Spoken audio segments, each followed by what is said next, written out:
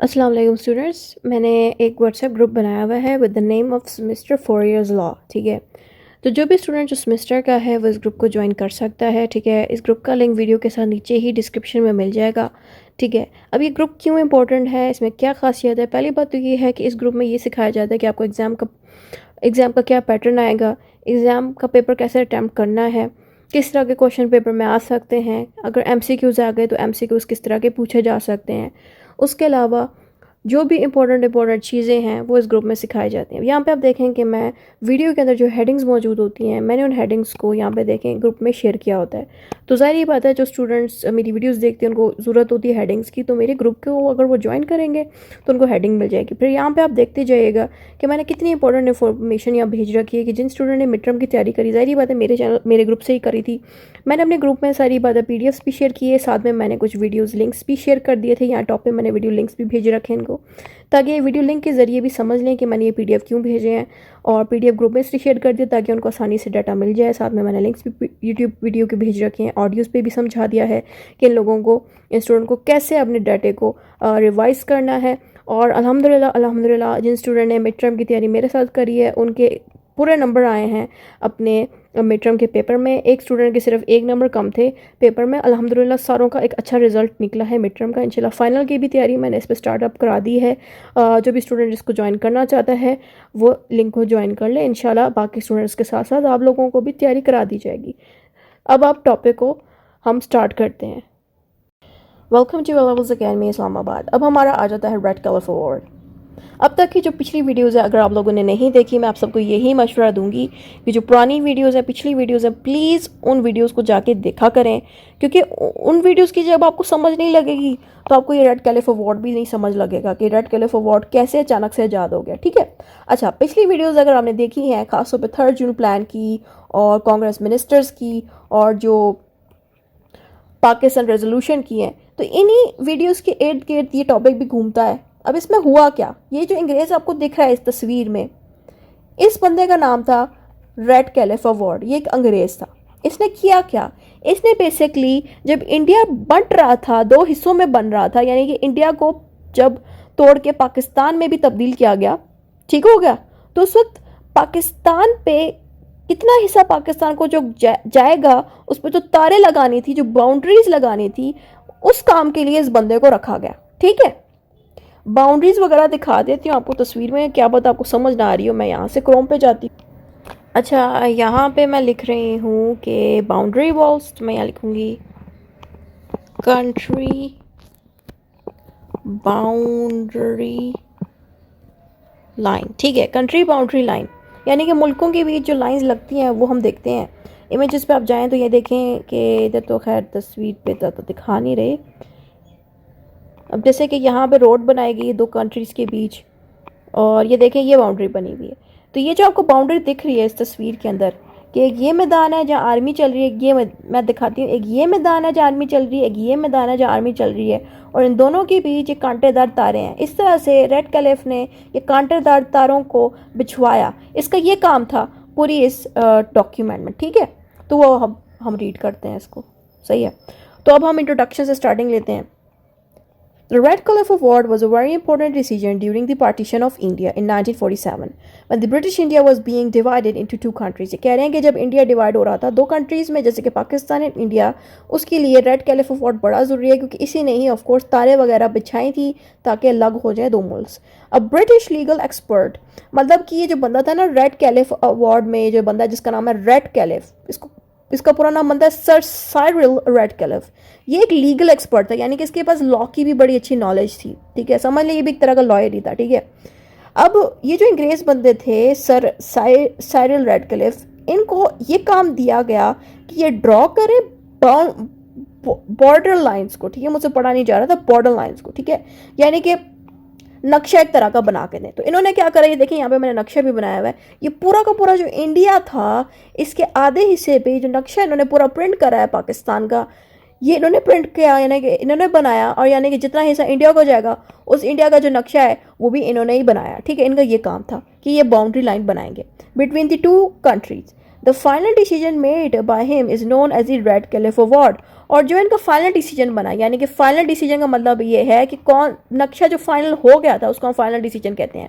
उसी final decision को हम रेड कैलिफ अवार्ड का नाम देंगे। फिर हमने इसकी मीनिंग एंड डेफिनेशन देनी है। अवार्ड का मतलब है एक ऐसा डिसीजन लिया गया जो ऑफिशियल डिसीजन का मतलब ये जो अवार्ड का मतलब है ना, इसको हम ऑफिशियल डिसीजन कहते हैं। नॉर्मल डिसीजन भी आप लोग कह सकते हो, दिल करे तो ऑफिशियल डिसीजन भी लगा दो, कोई फ़र्क नहीं पड़ता, इसको डिसीजन ही कहा जाता है अवार्ड को, ठीक है।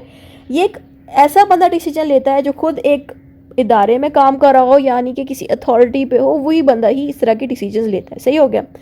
जब आती है बात रेड कैलिफ अवार्ड की, तो इसमें हमने बताना है it refers to the border line decision, यानी कि ये जो रेड कैलिफ अवार्ड है ये मुल्कों के नक्शे बनाने का काम इस बंदे को दे रखा था, यानी कि बॉर्डर लाइंस इसने बना के दी थी, तारे वगैरह बिछाने का काम दे रखा था, इसका ये काम था, ठीक है। और उस बंदे का आपने नाम दे दिया सर साइरल रेडक्लिफ का। फिर इसका क्या काम था कि पंजाब और बंगाल को इस तरह से डिवाइड किया जाए कि आधा हिस्सा पाकिस्तान को चला जाए और आधा हिस्सा जो है इंडिया को चला जाए। डेफिनेशन आ जाती है रेडक्लिफ अवार्ड की, इसमें भी सारी बातें दोहरा देनी है कि जो रेडक्लिफ अवार्ड है वो एक ऑफिशियल डिसीजन है जिसका ये काम है कि इंडिया को दो हिस्सों में डिवाइड करा जाए, इंडिया एंड पाकिस्तान के नाम से, और जो इलाके हैं उसको उसी तरह से डिवाइड करा जाए, ठीक है। तो बस इतना ही है। बाकी आ जाता है बैकग्राउंड। तो बैकग्राउंड में ना आपने थोड़ा सा बताना है कि 1947 में ऑफ कोर्स इंडिया जो था, जो अंग्रेज थे जो इंडिया में रह रहे थे, उन्होंने डिसाइड करा कि इंडिया को दो हिस्सों में डिवाइड कर दे, यानी कि पाकिस्तान जहाँ पे मुसलमान रहेंगे, इंडिया जहाँ पे ज़्यादा तादाद में हिंदूज रहेंगे, और बाकी लोग अगर रहना चाहे तो रह सकते हैं, ठीक है।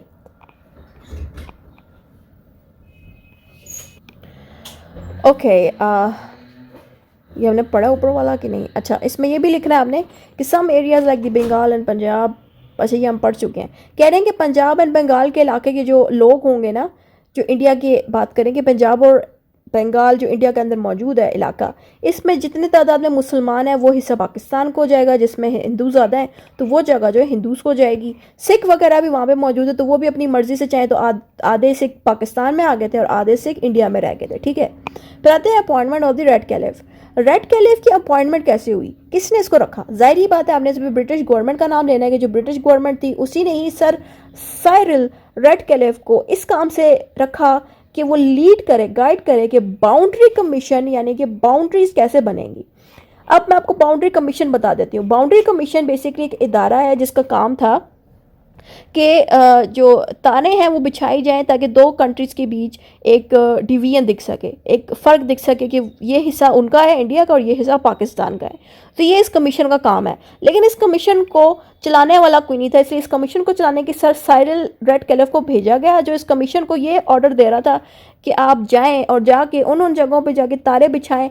और अच्छा, इन्होंने फ़ौरन रेड कैलिफ ने फ़ौरन से इस कमीशन को नहीं कहा कि तारे बिछाए। पहले इसने क्या करा ना, इस बंदे ने कि पहले नक्शा ड्रॉ करा पाकिस्तान का और इंडिया का। आपको स्क्रीन पे पाकिस्तान और इंडिया का नक्शा दिखाया जा रहा है। इसने पहले ये ड्रॉ करे, ड्रॉ करने के बाद पब्लिक में आके अनाउंस करा कि ये है नक्शा पाकिस्तान और इंडिया का। एक दफ़ा जब अनाउंसमेंट दे दी, उसके बाद इन्होंने इस इदारे में जाके कहा कि अब आप जाके तारे बिछा दें उन इलाकों में जहाँ से इंडिया और पाकिस्तान में डिवीजन हुई है, ठीक है। ये बात यहाँ हुई। जाहिर बात है पंजाब एंड बंगाल इकट्ठा पूरा पंजाब था उसको डिवाइड करा, पूरा इतना बड़ा बंगाल था उसको डिवाइड करा, ठीक है। फिर आता है he was given a short time to complete this difficult task, और इस सर को बहुत ही कम टाइम दिया गया इस टास्क को पूरा करने का। फिर आता है how the Radcliffe award was made. फिर हमने बताना है कि कैसे ये अवार्ड बनाया गया। हमने बताना है कि 2 कमीशंस वर फॉर्म्ड, यानी कि ये जो डिपार्टमेंट है ना इसमें 2-3-4 बंदे यानी कि ज़्यादा सारे बंदे मिल के बैठे थे, जिनका ये काम था कि आधी पार्टी यानी कि आधे लोग इस कमीशन के पंजाब को तोड़ने में लगे थे और आधे लोग इस कमीशन के बंगाल को तोड़ने में लगे थे। तो ये चीज़ हो रही थी, ठीक है, क्योंकि ज़ाहिर ही पता सर साइरल रेड कैलिफ अकेले तो इतना जल्दी इतना कुछ कर तो नहीं सकते थे ना, इसलिए उनको टीम वर्क की ज़रूरत पड़ी थी। फिर आता है each commission include representative from both the Indian Congress and the Indian council. अच्छा, अब वो जो बंदे थे ना जिन्होंने पंजाब और बंगाल को तोड़ा, उन बंदों में कांग्रेस यानी कि हिंदू की पार्टी से भी लोग थे, मुस्लिम लीग जो है वो मुसलमानों की पार्टी है, तो इन पार्टी से भी लोग इसमें आए हुए थे ताकि डिवीजन होते वक्त इनका भी बीच में सपोर्ट रहे, ताकि इनकी मौजूदगी होगी तो ज़ाहिर बात है इन लोगों को एतराज़ नहीं होगा। तो sir Cyril Radcliffe was the chairman of this commission, और इस कमीशन के जो हेड थे वो सर साइरिल थे, जिनका नाम हमने शुरू में पढ़ा। यानी कि एक कमीशन थी, एक इदारा था कमीशन का, जो मैं ऊपर बता चुकी हूँ कि कमीशन है जिसमें कांग्रेस की तरफ से भी मेंबर्स आए हुए थे, मुस्लिम लीग भी मेंबर्स आए हुए थे। ये सारे लोग मिलके पाकिस्तान और इंडिया को बनाने में लगे हुए थे, बाउंड्रीज बनाने में लगे थे। और इनका हेड कौन था? सर साइरिल रैडक्लिफ, जो इनको बता रहा था कि किस तरह करना है। फिर आता है criteria for the division. Criteria का मतलब है कि क्या शर्त रखी गई डिवीजन करते वक्त। शर्त ये रखी गई कि जहाँ पे मुसलमान तादाद में ज़्यादा है, मेजॉरिटी में है, वो जगह पाकिस्तान को दी जाएगी, और जहाँ जो जगह पे मुसलमान तादाद में बहुत कम है, यानी कि हिंदूज वहाँ पे ज़्यादा है, तो वो जगह जो है इंडिया को दी जाएगी, जो कि हमने कई दफ़ा बाकी टॉपिक्स में भी यही बात पढ़ी थी। Radcliffe also looked at the natural boundaries, communications and water system। और इन रेडक्लिफ ने ये भी देखा कि जो इलाका मुसलमानों को जाएगा, क्या उनको समंदर मिल सकता है, क्या उनको पहाड़ी इलाका मिलेगा, क्या उनको समुद्री इलाका या डेजर्ट वाले इलाके मिलेंगे। वैसे ही जैसे ही इंडिया को दी जाएगी जगह, तो उनकी भी देखा जाएगा कि उनको भी तकलीफ तो नहीं आ रही कि क्या उनको डिवीजन के वक्त समंदर का हिस्सा मिलेगा थोड़ा सा, क्या उनको डिवीजन के वक्त पहाड़ी इलाका मिलेगा थोड़ा सा। तो इस तरह से जब डिवीजन भी हुई ना, तो पाकिस्तान भी आप देखो कितना खूबसूरत है। हमारे पाकिस्तान में कितने खूबसूरत पहाड़ हैं, कितने खूबसूरत समंदर मौजूद है कराची में। ये सब कुछ भी रेडक्लिफ ने सोच के ही हमें दिया था, ताकि हम भी उन चीज़ों के लिए तरसे ना, जो कि इंडिया को ऑब्वियसली मिलेगी, क्योंकि इंडिया में भी आधा हिस्सा समंदर में भी मौजूद है, उनके पास समंदर भी है, उनके पास पहाड़ भी है, सब है। बट कहना यहाँ ये चाह रही हूँ ना कि रेडक्लिफ ने डिवीजन करते वक्त ना इस चीज़ का ख्याल रखा कि हमारे पास भी वो सारी चीज़ें मौजूद रहें जो कि इंडिया के पास होंगी, जैसे कि समंदर, पहाड़ और बाकी की नेचुरल रिसोर्सेज। फिर आती है अनाउंसमेंट ऑफ द अवार्ड। अब यहाँ पे आ जाती है अनाउंसमेंट की बारी। एक दफ़ा जब डिवीजन की डिसीजन हो गया ना, सारे लोगों ने मिलकर जब डिसीजन ले लिया कि अच्छा ठीक है अब बाउंड्रीज बना दी जाएँ, ठीक है। अब यहाँ से आ जाता है क्या कहते हैं, अनाउंसमेंट देना। अब अनाउंसमेंट दी गई थी 17 अगस्त 1947 को, ठीक है। यानी कि इसमें बाकायदा रेडक्लिफ ने पब्लिकली मीडिया पे आके सामने आके कहा कि अब हमने बाउंड्रीज बना दी हैं, हमारा अब डिसीजन ले लिया गया है, और 17 अगस्त 1947 में जो है ये बाउंड्री बनाएगी। अब पाकिस्तान आज़ाद हुआ था 14 अगस्त को, इंडिया आज़ाद हुआ था 15 अगस्त को, आगे पीछे। लेकिन इन दोनों मुल्कों में बाउंड्रीज कब लगाएंगे? 17 अगस्त में, ठीक हो गया। ये चीज़ है यहाँ पे। फिर आता है importance of the Radcliffe award. फिर हमने इसकी इम्पोर्टेंस बतानी है कि ये जो रेडक्लिफ अवार्ड है, हम पाकिस्तानियों के लिए और जो इंडिया का जो मुल्क है उनके लिए ये टॉपिक क्यों इम्पोर्टेंट है। ज़ाहिर बात है ये इम्पोर्टेंट इसलिए है क्योंकि इस टॉपिक ने, इस रेडक्लिफ अवार्ड ने पाकिस्तान और इंडिया को डिवाइड करते हुए तारे बिछाने का काम करा, सही है। और पाकिस्तान और इंडिया का नक्शा इस बंदे ने बना के दिया, इसका ये काम था, ठीक हो गया। तो आपने बताना है the Radcliffe award created the border line that became the official international borders between the Pakistan and India in provinces and Bengal and Punjab, सही हो गया। यानी कि रेडक्लिफ अवार्ड ने क्या करा कि तारे बिछा दी उन इलाकों में जहाँ पे पाकिस्तान को बनाया गया और जहाँ पे इंडिया को बनाया गया, ख़ासतौर पे पंजाब और बंगाल में, क्योंकि इन्हीं के अंदर ही बाकायदा तारों को लगाया गया था कि इतना हिस्सा पंजाब का ये पाकिस्तानियों को जाएगा और इतना जो है हिंदूज़ को जाएगा। बहरहाल फिर आगे आता है इम्पैक्ट ऑफ ऑन पीपल। यानी कि जो रेडक्लिफ अवार्ड जो हुआ ना, इसने क्या असर डाला लोगों पर। ज़ाहिर बात है जो मुसलमान पाकिस्तान के हिस्से में जाना चाह रहे थे उन बेचारों को अपने घरों को छोड़ना पड़ा। ज़ाहिर बात है जो मुसलमान कम तादाद में थे उनको उस जगह पे जाना पड़ा था जहाँ मुसलमान ज़्यादा तादाद में थे, क्योंकि वही इलाके पाकिस्तान को दिए जा रहे थे, ठीक है। तो इस तरह से लाइक एक इंसान जो इतने सालों से घर में रह रहा है, उसकी नस्ल दर नस्ल उसी घर में रह रहे हैं, अब वो लोग भी जब उस घर को छोड़ेंगे तो कितना उनके लिए मुश्किल वक्त होगा। अभी भी जो मुसलमान उधर रह रहे हैं ना इंडिया में, ये वो मुसलमान हैं जो अपनी मर्ज़ी से पाकिस्तान की तरफ नहीं आए थे, क्योंकि वो अपने घर को नहीं छोड़ना चाह रहे थे, उनकी मर्ज़ी थी। लेकिन जो छोड़ना चाह रहे थे उनके लिए भी छोड़ना आसान नहीं था, क्योंकि जब वो पाकिस्तान आ रहे थे तो यहाँ पे भी रिसोर्सेज नहीं थी, बहुत सी तकलीफ़ों से वो गुजरे, ठीक है। और बल्क में कोई इतने लाखों की तादाद में सारे मुसलमान शिफ्ट हो रहे थे उस जगह पे जो इलाका पाकिस्तान को दिया जा रहा था, और ये सब जो है रेडक्लिफ अवार्ड के दौरान ही किया गया। तो ये चीज़ आपने बतानी है कि जो मिलियंस ऑफ पीपल हैं from different communities were forced to leave their homelands and move to the country where they belonged by religion. यानी कि जो लोग निकलना भी नहीं चाह रहे थे ना, कि अब जैसे कि मैं अगर मुसलमान हूँ, मैं इंडिया रहती हूँ, मेरा उस घर से लगाव है, चाहत है उस घर से, बेशक वो इलाका इंडिया का है, वहाँ हिंदू ज़्यादा है, मैं उस घर को कभी ना छोड़ती, ये एक आदत होती कुछ लोगों की, ठीक है। बट मुझे भी लोग धक्के दे के निकालते हिंदूज के, आप मुसलमान हो, आप यहाँ से चली जाओ, मतलब इस तरह हुआ था बकायदा। सेम मुसलमानों ने भी क्या पता हिंदूज के साथ ये करा हो। मैं ये नहीं कह सकती सारा कसूर हिंदूज का भी है कि उन्होंने मुसलमानों को धक्के दे के निकाला पाकिस्तान जाओ, क्या पता मुसलमान जहाँ तादाद में ज़्यादा उन्होंने हिंदूज के साथ भी यही करा हो, ठीक है। तो ये चीज़ हुई थी। फिर आया था this led to one of the largest migration in history and widespread violation. Widespread violation विषय का हटा दो, विस्पर्ड को छोड़ दें, आपके वायलेशन। अब यह बात ये हो रही है ना कि इस रेड क्लिफ वॉर ने बेसिकली लाखों की तादाद में माइग्रेशन कराए। माइग्रेशन मीन्स कि एक जगह से दूसरी जगह पे लोगों को ज़बरदस्ती भेजा कि भाई आप लोग हिंदूज हो इंडिया जाओ, आप लोग मुसलमान हो पाकिस्तान जाओ। तो ये चीज़ हुई थी, ठीक है। और लाखों की तादाद में लोगों ने शिफ्टें लगाए, निकल गए थे, ठीक है।